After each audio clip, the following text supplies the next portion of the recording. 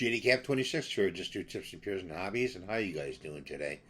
We're going to review and I'm going to show you the details on the Webley Hurricane.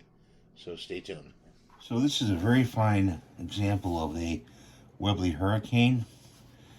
The markings are very clean, and it's made in Birmingham, England. And the what do you call it? When it's cocked, you can put the safety up like this, and this you push it like this. You pull it up, and that's where you load the pallet right there. And then, but before you do that, you cock it all the way like this. Usually people do it this way, reverse, and cock it. It has an adjustable trigger. Oh,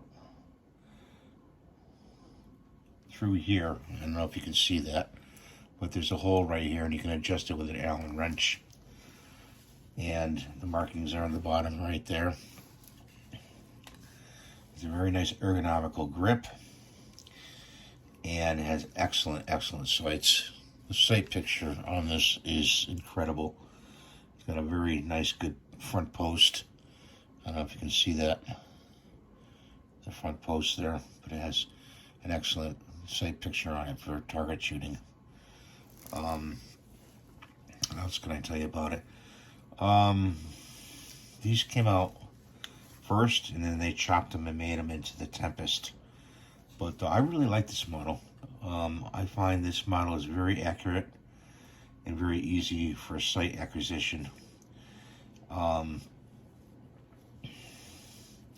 It's a really nice find, you know, if you can find one on the market there. So if you have any questions about this, let me know.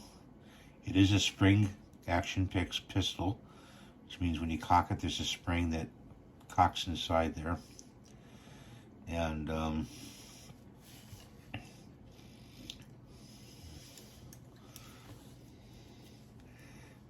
it's got a steel trigger right here, and dials right here to adjust for windage and elevation. I know this is a kind of a mixed up review, but I'm just trying to think of all the things all at once, and that's how it happens.